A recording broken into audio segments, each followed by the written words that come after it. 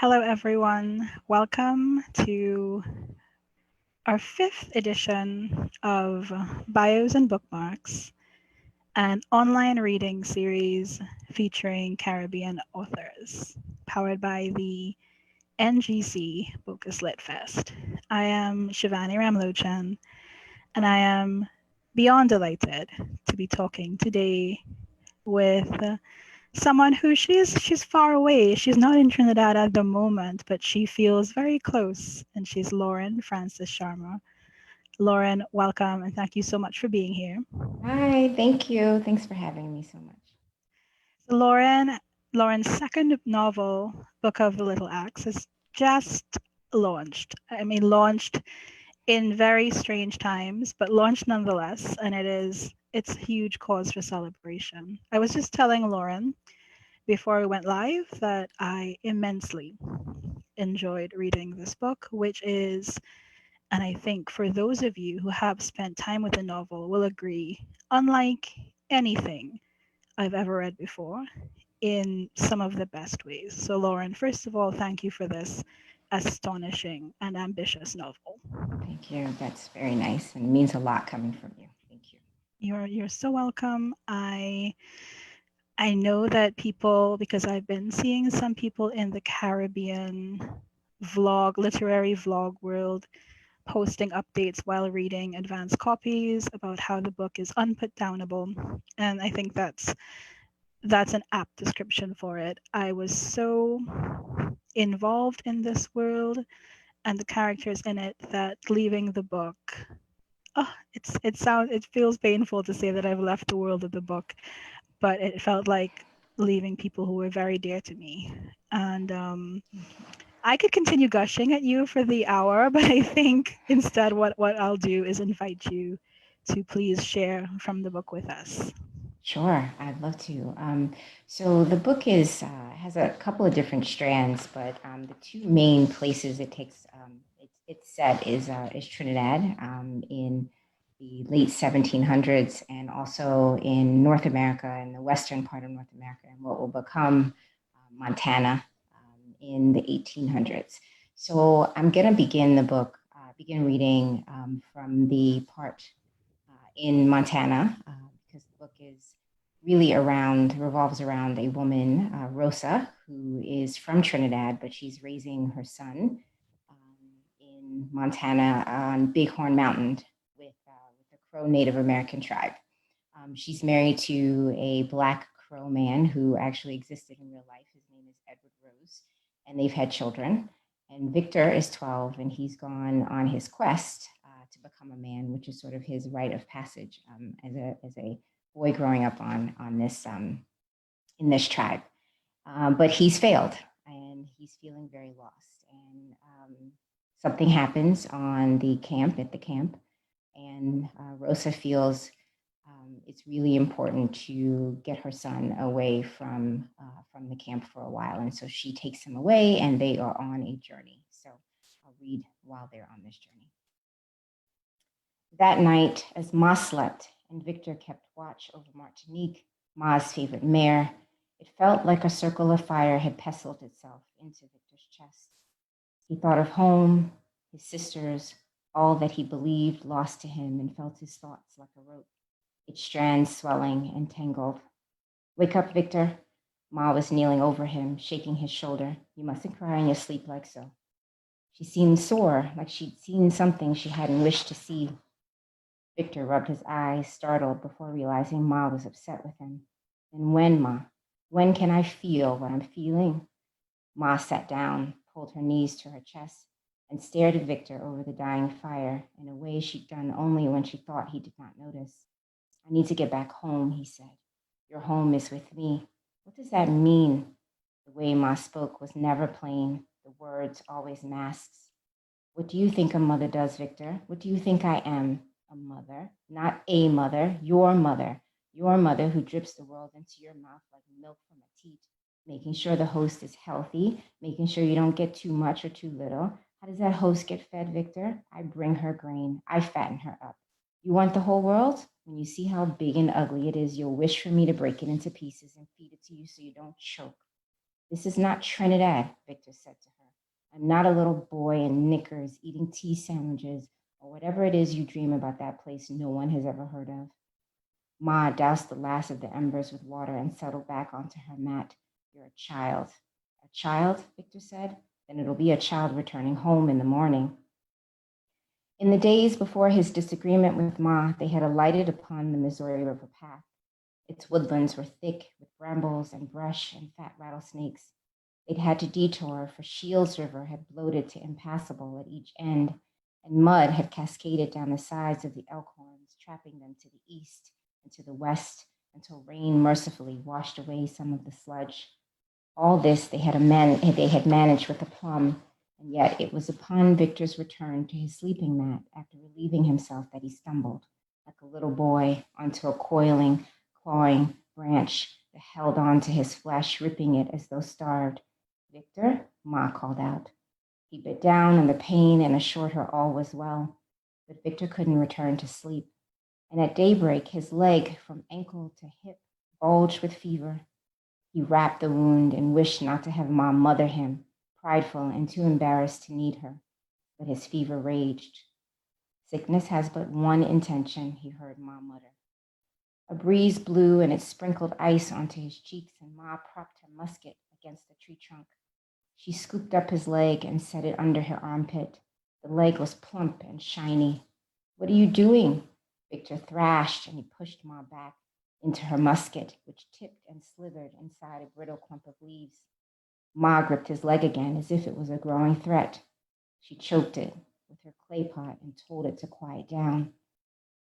It was early the next morning, and still Ma suctioned Victor's leg, leaving a trail of bruised ovals atop the shiny. By dusk, the shiny dulled, and Victor's head regained its weight. And when he could think clearly again, Ma shoved a cut of sheepskin into his mouth and sliced open his thigh until the blood stood raised and stiff like tomato seeds forced to applaud her. Ma lifted his head to the pouch filled with bitter tea. Her eyes were shadowed, and she slouched like an empty, twisted sack before him. Drink up, she said. Is this your mama's tea? No, I don't have what I need for my mother's tea. Why don't you ever talk much about your home? Because children use your words against you, like tea sandwiches and knickers. Victor grinned, but he knew he'd hurt her. The way you spoke to me, I would have never spoken to my mama like that, she said. I'm sorry, I am. Victor watched her expression, trying to discern if she was open to another question, but could not be certain. Why did you leave home? He asked.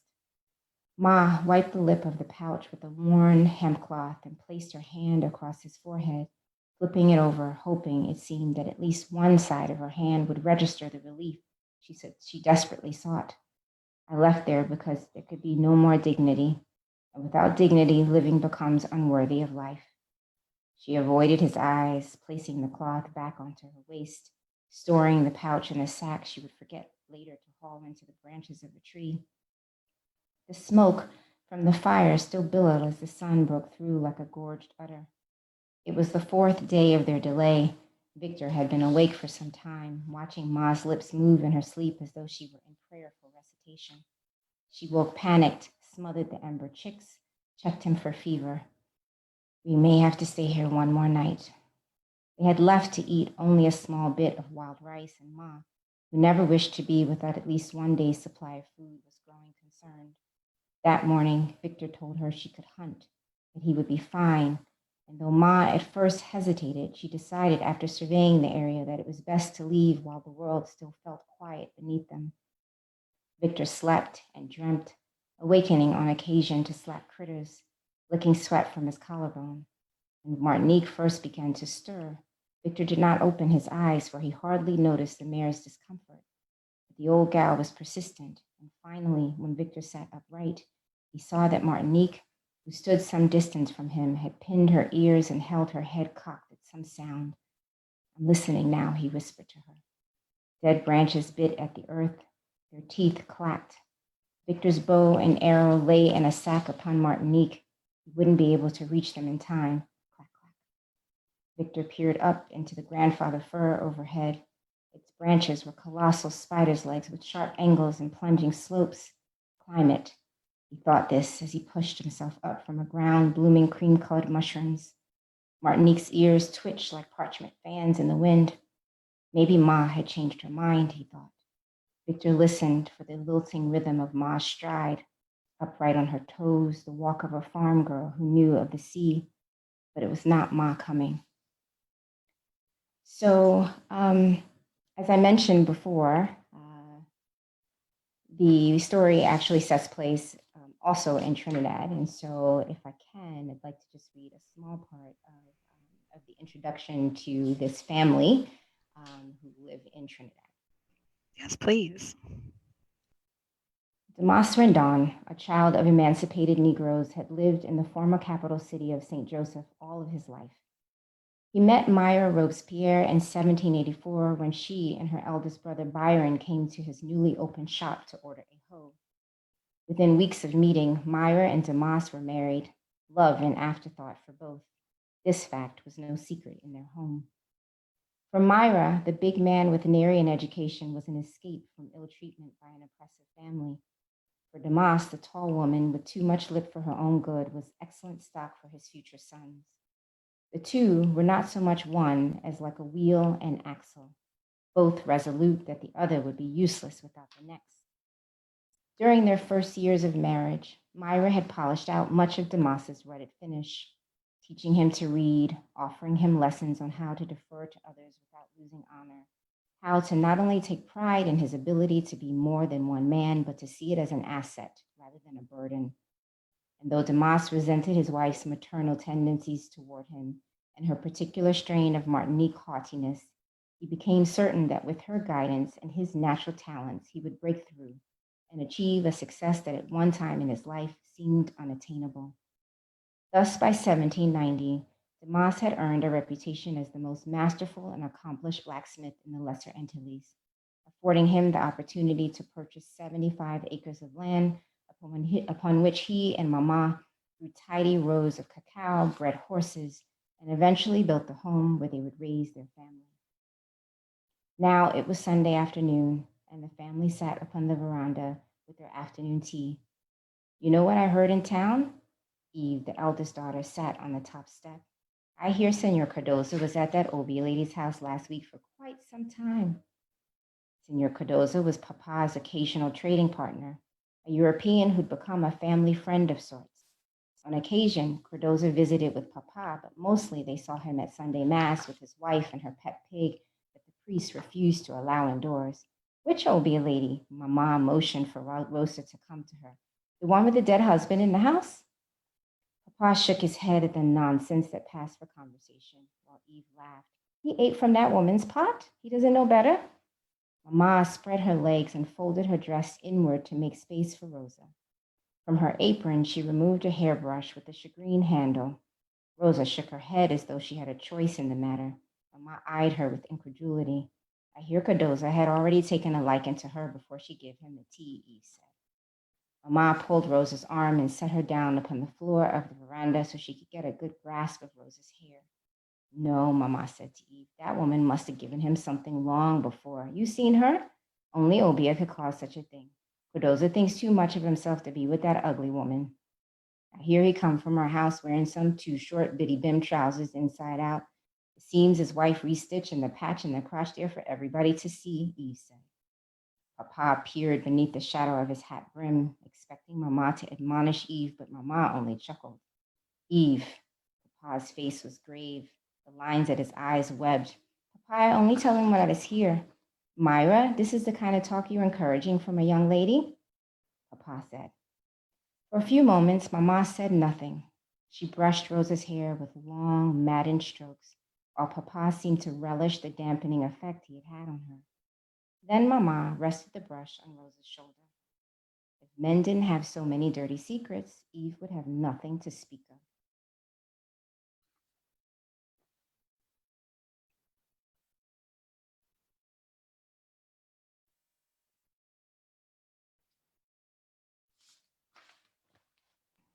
Wow, thank you so much for that, Lauren. I was so transfixed by the reading, I didn't realize you'd stopped, and I was just hanging.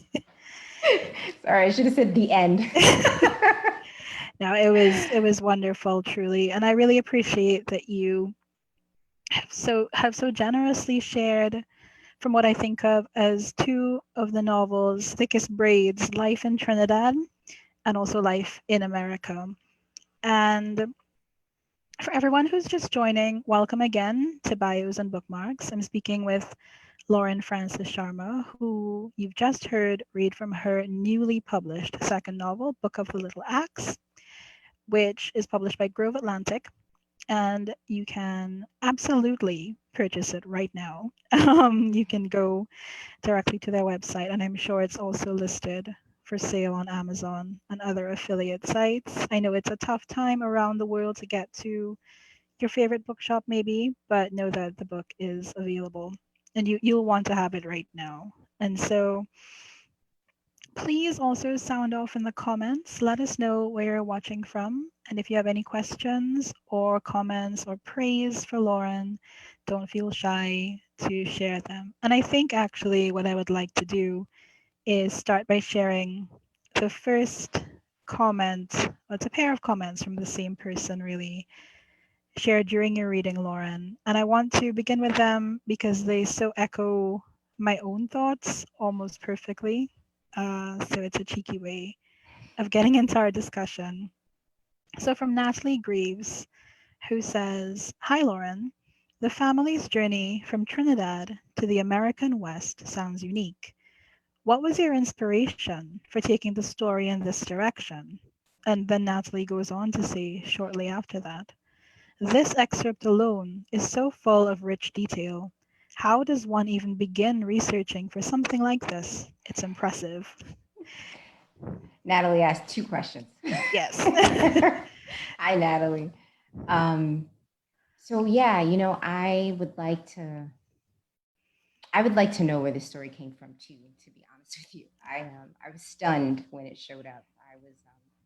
I was listening to National Public Radio, and Willie Nelson was being interviewed by one of the hosts on NPR, and he was singing. And I grew up with Trinidadian parents, as you well know, and we listened to country western music because lots of Trinidadians listen to country western music, and so which is not all that common for Black people in America. So I was listening to Willie, and he was reminding me of those days when I would sit with my parents and I watched the old westerns that made them remember being back home, and so we shared that, and this family just showed up in my mind, and I promptly discarded them and thought this was the most insane thing. Like, who is this family and where do they live? I have no idea. And the thought just kept coming to me, and it really developed into something very strange. I was on my way to pick up my children, and by the time I got home, I had almost the full story in my head, but I Wow. didn't know exactly how this happened and why I needed to move this particular girl to North America, and how is she getting there? She's Black. It's the 1830s. I mean, it's I was totally confused. But I got online, and that's when I found Edward Rose, who I briefly mentioned before the reading. And Edward Rose was a real life, Black crow, and he was pretty well known in the early 1800s for being a mountain man, and he guided a lot of the famed North American explorers. But Edward, probably because he's Black, was largely forgotten, and I stumbled upon him in some page 30 of some Google search, and and then I got a book that one historian wrote about him, and I thought, this is my anchor. This, whatever this story is, this is the person who's going to help me anchor Rosa to North America. And so my two pieces sort of fit together at that point. Yeah, and research. I used Eric Williams a lot, to be honest with you, from the very beginning. I have all of his books, and when I knew this story was going to be set in the late 1700s, I started to look at the book. It's called, I think, Documents of the West Indies, which really give firsthand accounts of colonists who are here and sort of what they were thinking when they were writing back home. So I used a lot of that. That also gave a lot of census information. so when I realized, oh, look who's on the island, and they don't have names, but they're here. They're free people of color. They're enslaved Africans. They're indigenous people. This whole mix of people, and I thought, this is so fascinating. I want to pluck someone out of this and tell that story. Yeah, spending time with the book, it's hard not to notice and to appreciate how much research has gone into it. And then, of course, for all the research that you see that one is able to read about, there's all the research that doesn't explicitly make it onto the page, but still informs the world of the book so richly. And we have a question from, I think because we're on the subject of research, I'm going to bring it up, from Cindy Allman, who says, yes, my first question would be the research, because I kept wondering about that while reading. And so I think to build off of Cindy's question, I will ask whether at any point the facts of the research were difficult to handle. Yeah, certainly. When Black people don't have records that are kept, don't have diaries that are kept, that becomes really challenging to sort of understand what life felt like, looked like. So, hence the fiction part of this, Mm-hmm. right? But the research was so interesting because on some level, I sort of understood how Trinidad became Trinidad in all of its diversity, so to speak. But I also found myself learning so much. I mean, the hundreds of years that the Spaniards were fighting indigenous. I mean, how long they fought them off year after year after year for hundreds of 200 years, and learning about how indigenous people were traded, as just as the African enslaved were up and down the Caribbean. I had no idea, really, I did not, and I felt silly for not knowing. But as I was digging and digging into the books, into online research, into the books that I ordered and bought and also used from the University of West Indies, I was just finding an enormous amount. And as you mentioned, I couldn't put everything in the book, Mm-hmm. but I tried to put the things that were so startling to me, as someone who felt like I knew something about Trinidad. And as for the parts about pro-Native Americans, I knew nothing. Right, I was beginning at the very, very start, and so I had to tread very carefully. I felt anyway that it was my responsibility, if I was going to include this community, to do it really well and to try my best anyway to do it as well as I could.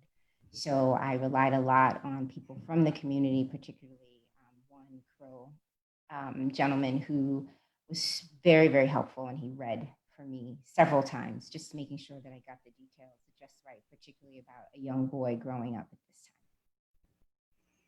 time. It's hard not to think of the book as Rosa's book, but that, to say that on its own would be to diminish what is a novel that is doing so much. But embedded into how much you make the reader instinctively root for Rosa, for all that she goes through and all that her family goes through. I was so impressed by how painfully and how movingly you constantly worked in the very real fact of Rosa's skin color, and how the darkness of her skin was a wound to her, often created by those who profess most to love her. And I was hoping we could speak a bit about that and what the process of writing that truth of the colorism into the novel felt like for you. Yeah, true. The people who claim to love Rosa the most are the people who hurt her the most. There's a scene very early in the book where Mama puts a a clothespin on her nose, and because her nose is looking a little too broad. These are not stories that I made up, right? They're stories that I know. Right. And my mother is, not particularly dark skinned, but when she lived in Trinidad, she has a very rich brown color, which, faded with her years of being in the States. And, but she takes on a very rich brown color. And her father, who was a very dark skinned man, treated her poorly because of that. Mm. And she knew, right? Her sisters were, one sister in particular was extremely fair. My grandmother was very fair. And my grandfather was treated her poorly. And I saw the effects of that as her child, what that meant, what that felt like to be told by your own parent that you aren't as beautiful because your skin is darker, because your lips are fuller, et cetera, et cetera. And frankly, I don't know many women of color who don't know what it feels like to have those European beauty standards set upon them, and whether you have full lips, broad nose, dark skin, whatever that may be, it's always there. It's always there. Iterations of it, but nonetheless, it's there. It's one of the most striking things about the novel for me, because I will be the first to admit, and I hope it doesn't make me sound like a terrible snob, that I've often had a hard time with what I think of as what is marketed as historical fiction. But that was never the case reading your novel. And I think a big part of it is how you so stirringly reveal to us, not just in Rosa's case, but in all of the characters that we meet, how their anguish and their joys doesn't have a sell by date, not at all. And I think connected to that, I would love to hear a bit more about Rosa's father in particular, because you do such amazing work of showing what life for women meant and felt like at that time period in Trinidad.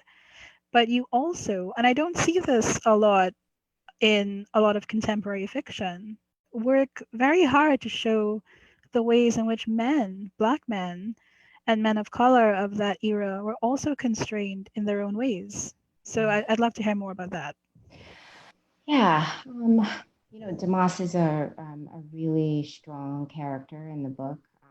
He adores Rosa. Rosa is, frankly, she's the son that he never Mm-hmm. had. She works the land with him. She loves those horses as much as she does, and he is torn because as a Black man, that land is so very important to him. He worked hard for it. He feels like he wants to keep it in his family, and he has a falling out with his son, and disowns him, and feels very much like, who is going to get this most precious thing to me? This, outside of my family, the most precious thing is this piece of land that I want to keep in here and with us.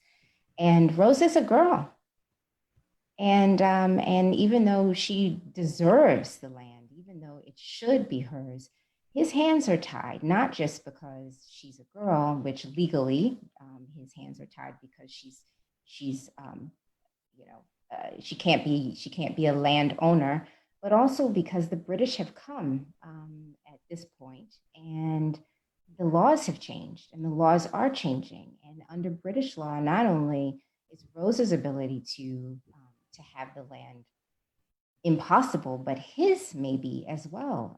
He may actually be at risk of losing the thing that he's worked so hard for, because the rules have changed. The rules might change. The rules can change any day that they want the rules to change. And this is what he's grappling with in this part of the novel, is this sense of, will they take my land? Will they allow me to have it? Will she be able to get it? What do I have to do to protect myself from this force that just Mm-hmm. comes in and sweeps this family off their steady perch?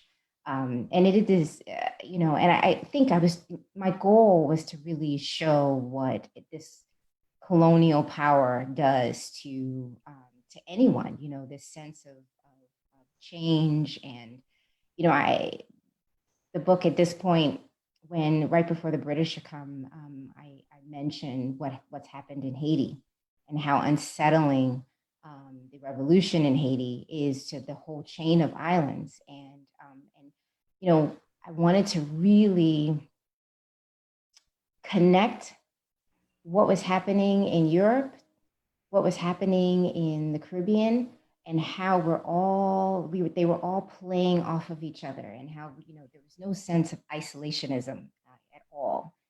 There was this real interconnectedness, and much of it was painful. I think that that ties in so well to Cindy's just left another comment to say, I also loved how you were able to show how life changed for the Rendon family and by large other Trinis when the English took over the island. I loved reading that experience. I agree with Cindy, and I would say that in a very textbook sort of sense, we understand as Trinidadian and Caribbean readers the extent of British led cruelty, but it's something to see it so painfully insisted upon in the novel. And that must have been affecting as the author to sort of transcribe the fact of that cruelty, the fact of that greed and absolute power into a fiction that would also tell the stories of the characters. Yeah, it was actually sort of shocking to me to see the different ways that the colonial powers controlled their holdings, so to speak. When the British came, you know, even though they maintained some of the Spanish ways initially, Mm-hmm. you know, you had to speak English. You had to have all your paperwork in English. There were just all these small little, what seemed like small little rule changes that upended so many things. You had to declare your holdings again and be retaxed. And you know, there's a scene where Damas goes to at the beginning of this change. He has to go in and he has to not only pledge an oath to the government, but he mustn't speak of, he mustn't speak about the king of England in any disparaging way. People were actually sent out of the country if they did so. There was some very heavy-handed rule changes that came along, and um, I think about my own family, and I think about my grandmother speaking her, French patois with her Mm-hmm. friends and insisting that it was sort of an adult language. So she wouldn't speak this in front of her children, wouldn't teach her children this French language, and insisting that they speak English, right? And so, what does that do to a country? What does that do to people when you have your own culture, you have your own language, Africans, the whole array of people living on this country, to have someone come in and say none of that part of you is allowed to be here anymore. I hope I wasn't heavy-handed with it, but I just wanted to show how it can eat away at a family and at a soul. I completely did not get a sense of heavy-handedness there at all, speaking from my own experience as a reader. And, without wanting to give away too much of the novel, I think the attrition that you build of how that kind of power can wear at even the most resourceful, because the Rendon family is certainly that, and strong and connected of families is it was very effective. Thank you. And I know that writers are often asked if they think their books have an ideal reader or an ideal readership. And I often think that's both a slightly unfair and also very intriguing question to think about. And one thing that occurred to me is that no matter where people come from who encounter this book, where they find it, where they are in the world, whether they're Trinidadian, Caribbean, American, or otherwise, it's certainly a book that feels like it's for travelers, it's for sojourners who learn to make their way in the world. And I think so much of that journey the journey that Rosa undertakes reflects that. And I wondered if you could speak to what it was like writing her, both her physical journey, which is unexpected in terms of, and certainly unprecedented for any book I've read of Caribbean fiction. I've never read a journey quite like that. And also what it does to make that journey to the soul, to the psyche. Yeah. So, as I mentioned, I am a child of Trinidadian immigrants to the U.S. and you can't live with people who are away from home without sort of understanding what that means to be away from home. Am I crying? I think I'm crying. so, yeah, it's a painful thing to be away from home. It's a painful thing to feel like you need to leave for whatever reasons, and you know similarly to what Rosa experiences. When I was growing up, coming back home wasn't that easy. We didn't have a lot of money, phone calls were difficult to make, connection was really hard. So I think I put all that into this novel. Clearly I did. I think I put all that into this novel, this sense of, just wanting to almost cut yourself off from your home country because it's so painful, remembering and not being able to be there. So.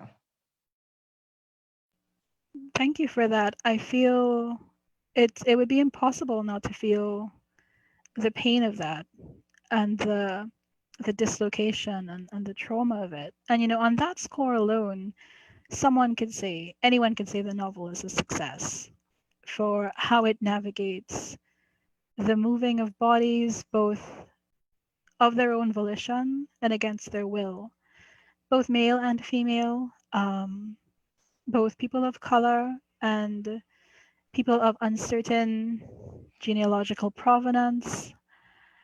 And what I find so amazing, Lauren, is that in this novel, which could easily have been navigated as a novel only of spectacular pain, you create so much room for joy and for tenderness and for the understanding that family is complex but also joyous. So tell me a little bit about writing family in the novel. Yeah, I think, this story is ultimately about a family. It's about a relationship between a mother and child as well.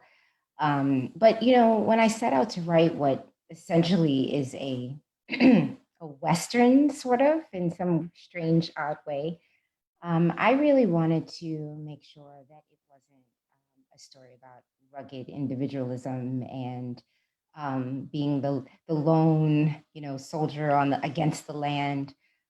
I wanted to write about the land being a part of who we are and an important element in the story. I wanted to um, I wanted to also really just talk about community because I think for people of color, community is essential, and it's what creates us as we are. It builds us, it lifts us, it holds us, all those things. And I couldn't imagine writing a book that doesn't deal with the communities that we choose and the communities that we're born into, as complex as those are. I mean, the Rendon family by no means is perfect, but there's love there, and I think when Rosa makes her journey, both physically and metaphorically, she's carrying with her love, and she's carrying with her this sense that she belonged to somewhere. She's not alone ever. It I want to share with the viewership, and again, thank you for those of you who've been with us since the top of the hour and who may just be tuning in from all over the world. Thank you again for being with us at Bios and Bookmarks, powered by the NGC Bocas Lit Fest. it's not quite the same thing, I know, as being at the festival, but in some ways, and I feel like this conversation with Lauren has been so moving and so honest. Is every bit as real. Um, uh, Natalie, again, who's giving us some lovely comments today, says, when I finished the last few pages of Till the Well Runs Dry, I was landing in Trinidad, and that all made for an emotional moment. I think we can all relate to the pride of returning there and the profound feelings when you have to leave. I think that's a beautiful comment from Thank you, Natalie. madam. Thank you. Yeah, no, it is. Yeah, it means a lot to me to say that. Thank you. And you're also getting lots of heart emojis in the comments. You're like the Barbara Walters of this, Lit Fest, making me cry. Oh no. It's I feel like I can't speak for everyone tuning in, but I feel like everyone is so here with you for this, Lauren, for not only for your exceptional novel, but for how generous you're being in your sharing of it, and also your sharing of your own life. That's always very special when it happens. It doesn't happen in every conversation, but it's definitely happening today, and I'm so grateful for that. And I am so moved by that as well. Thank you. Thank you for your great questions, all of you. And because of Natalie's thoughts, it occurs to me to ask you about what you feel the braid is, the connection between your two novels. They couldn't be said to be particularly similar, but I feel that there is some grounding and animating force between them. I'm tempted to say it has a lot to do with family. Yes, certainly. I think family and home are Mm-hmm. the two big themes that seem to repeat themselves, and probably motherhood as Mm-hmm. well, which I think I wrote the first. Sorry, I wrote the first novel when my children were young, 3 and 5. I actually started when they were 2 and 4, so I was sort of just trying to figure out what this whole thing meant, Mm-hmm. raising children, and what it meant in terms of their identity and my identity. And I think I deal with identity as well here in this story. So home, family, motherhood, identity. I think those themes come up again. They do feel like different books in some Yes. respect. Even the tone of the book is different. With this book, I felt like I had readers who might trust me just a little bit more, and Mm-hmm. so I took my time a little bit, sort of building the story. It has it has a start that's a little more kind of crescendoing, perhaps. Mm-hmm. Whereas with Till the Well Runs Dry, just sort of smacks you, right? Opens up and boom, and we just, you just keep flying through. So the tone is different, and I hope that my readers for Till the Well Runs Dry like this one just as much. As one reader, and also for the readers who are very enthusiastic in the comments, I think that absolutely they do. They're both books that do what they hope to do, and I feel very much as though Marcia and Rosa are different people. I think they would have a good understanding of who each other is in the world. I really feel Certainly, that. yeah, I agree totally. Yeah. So I could continue to just ask you questions nonstop, but I think I would love to invite you to read a little bit more as we begin to think about, sadly, heading to a conclusion. And of course, people who are viewing while Lauren is reading, please, if you have any more questions or comments, now is the time to get them in. So, Lauren, turning it over to you. Sure. I think I'll read a little bit from right at about the point where the British have come and things are just starting to change on the island. Placards were nailed to the trunks of the fattest trees on the corners of each dirt road in Port of Spain, in St. Joseph, all along the coastal towns. They read, "The colony of Trinidad, having, by virtue of a capitulation concluded on between His Excellency Don Chacon, late governor for His Catholic Majesty, and ourselves become subject to the crown of Great Britain. Subject to the crown of Great Britain. The words themselves meant little to the island citizens, but not long after the capitulation treaty was signed on Valsayn Estate, life began changing for the Rendons, and it was not for the better. The English declared English the official language of Trinidad, and though the country would remain under Spanish law until further notice, in practice, all trade to be conducted was to be conducted in English. All documentation requiring enforcement needed English translations, and all non-English anything or anyone would be treated as unsavory until otherwise noted. By the first day of March, male inhabitants were required to swear an oath of allegiance to the English crown. Failure to do so would warrant deportation to a colony more suited to his loyalties. During the first few months of English ascendancy and immediately after taking his oath, Papa began spending his days at the new government's offices, hoping to guard against the deleterious effects of the English arrival. Finally, he was taken into a small office with one desk surrounded by loose stone walls and told he would have to wait for a census to be taken before he could declare his holdings and before he could declare himself a free man. As time passed, Papa worried more. He began requiring a reporting of every family member's whereabouts. He told Eve that he would place her best dresses in a wooden box in the barn loft beside the muskets he had refused to turn into the authorities. He asked Mama not to ever again bring out her Martinique saucers and cups, not even for longtime friends. And when the influx of the Englishmen began in earnest the year of 1802, Papa planted more silver-thatched palms alongside the road, not only to obscure their view of their home, but also to obscure their view of a changing world. The most notable and perhaps most distressing change in Papa, however, was that though Papa had never been a superstitious man and had often argued with Mama about her visits to the Obeah woman, he had suddenly begun taking note of certain bleak correlations.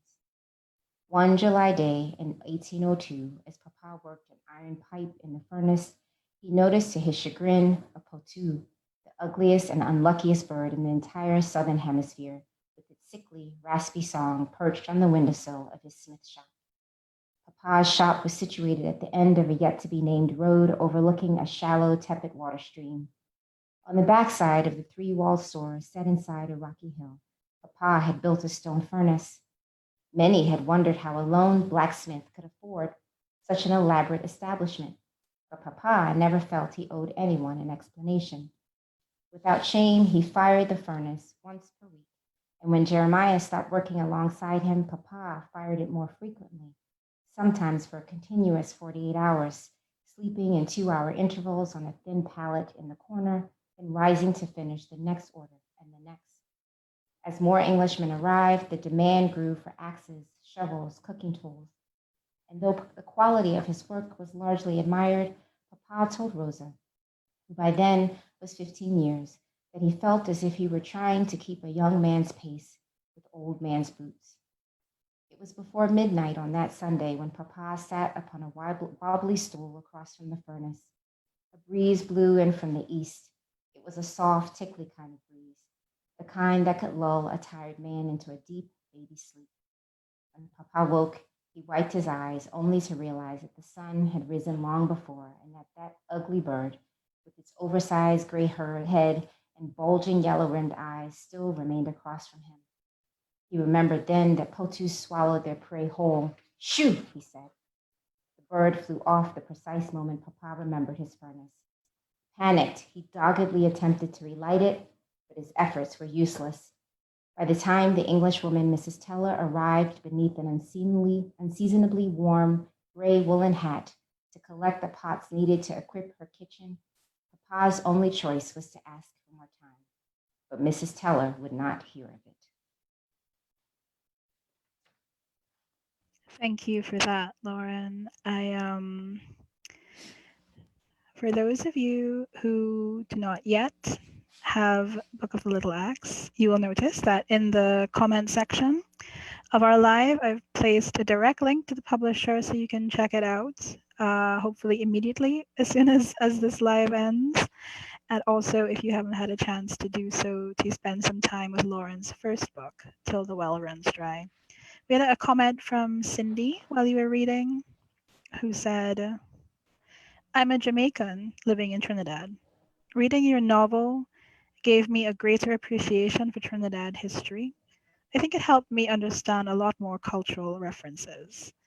And that Cindy's comment makes me reflect on something I'd like to ask you, which is how much you think of Book of the Little Axe as a bridge of Caribbeanness to readers who have no frame of reference to Caribbean literature. Do you feel that that's a responsibility? Is it a privilege? Is it something in between? um, yeah, I don't know, to be honest with Mm-hmm. you. I write stories, or these stories set in Trinidad because I want to know as well, and I want to be deeper into Trinidad myself. Mm-hmm. If that helps a reader do that, I'm so pleased and really honored by that. I think there are a lot of Caribbean authors who are doing amazing work, bringing the Caribbean forth to audiences and readers who don't know much. I can't necessarily say that I'm speaking for Yep. Trinidad, but I'm speaking to perhaps my experience as a American-born child of Trinidadians, who probably experiencing a lot of what first generation folks around the world experience, and that's the sense of wanting to be connected more to your homeland. I think that's so incredibly true. The sense that we as writers create the worlds that we need to live in ourselves. I think that that's the opposite of selfish, because we then, they don't stay at a diary level. They go on to be these incredibly vulnerable transmissions that we share with the world. And the vulnerability in this book, it's great heart and spirit absolutely shines through. Thank you. That's very nice. Thank you. And you know how much I love your work, and I think yours does the same thing. So Oh, thank you. thank you. Thank you, Lauren. So just before we end, we have a very fun game to play called Three Envelopes, which I don't think will bring any tears. Thank God. I, I think my our social media assistant here at the NGC Bocas Lit Fest, Alana, she knew what she was doing when she came up with this segment, because we definitely unearthed some heavy and very moving stuff, and there's also, this is like a small dessert All to right. to help cleanse the palate. So the envelopes are numbered 1 through 3. You, Lauren, will select one, and we will see what's inside. Let's choose one. I'll choose All one. right. So envelope number 1, and thank you, Alana, for writing these questions every week. She does like tailored questions to each writer, which is lovely. Aha. With which character from either of your novels would you most want to be quarantined? Quarantine question. I love it. Let's see. Jacqueline from Till the Well Runs Dry. Uh, She likes to read. mm-hmm. She can cook. Very important. And she cleans. So we would be on opposite sides of the room, and we'd have a food to eat. We'd have our books. It would be fantastic. I would love to sit with Jacqueline. Yeah, I love her. Perfect. Yeah, that's a perfect quarantine situation right there. And I think Exactly. it brings the session to a lovely close. I want to thank you again, Lauren, so much for being here and being a part of this. It's been really lovely and meaningful to speak with you about your Thank new you. novel, which I hope will reach as many readers everywhere, as many as possible, Thank because you. it's a work that deserves to be read wide and far. Again, for those of you who've joined us, thank you so much for being here. Do check out Book of the Little Axe. The publisher's link is in the comments. Thank you again to the NGC Bocas Lit Fest for making this possible.